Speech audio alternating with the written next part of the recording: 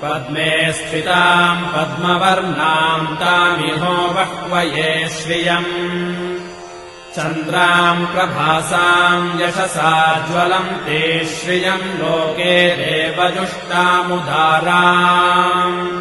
ताम् पद्मिनीमेम् शरणमहम् प्रपद्ये अलक्ष्मीर्मे नश्यताम् त्वाम् वृणे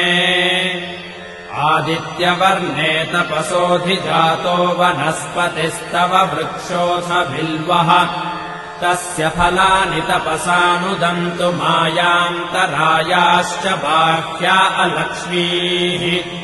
उपैतु माम् देवसखः कीर्तिश्च मणिना सह प्रादुर्भूतोऽस्मि राष्ट्रेऽस्मिन् कीर्तिमृद्धिम् ददातु मे क्षुत्पिपासामलाम् ज्येष्ठामलक्ष्मीर्नाशयाम्यहम् अभूतिमसमृद्धिम् च सर्वान्निर्नुद मे गृहात् गन्धद्वाराम् दुराधर्षाम् नित्यपुष्टाम् करीषिणीम् ईश्वरेगुम् सर्वभूतानाम् तामिहो बह्वये श्रियम् मनसः काममाकोतिम् वाचः सत्यमशीमहि पशूनाम् रूपमन्नस्य मयि श्रीश्रयताम् यशः कर्दमेन प्रजा भूता मयि सम्भव कर्दमा श्रियम् वासय मे कुले मातरम् पद्ममालिनीम् आपः सृजन्तु स्निग्धानि चिक्कीतव समे गृहे निच देवीम् मातरम् श्रियम् वासय मे कुले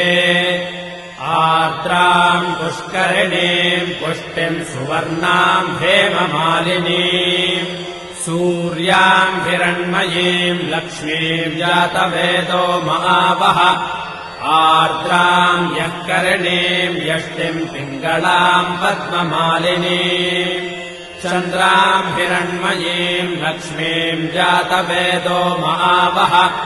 ताम् महावः जातवेदो लक्ष्मीमनपगामिनीम् यस्याम् हिरण्यम् प्रभूतम् गावो दास्योऽश्वान् विन्देयम् पुरुषानहम् महादेव्यै च विद्महे विष्णुपत्नी च धीमहि तन्नो लक्ष्मीः प्रचोदयात्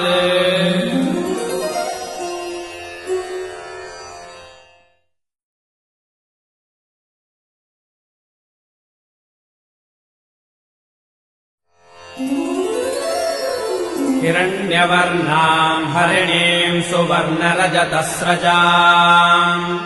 चन्द्राम् हिरण्मयीम् लक्ष्मीम् जातवेदो महावः ताम् महावः जातवेदो लक्ष्मीमनपगामिनीम्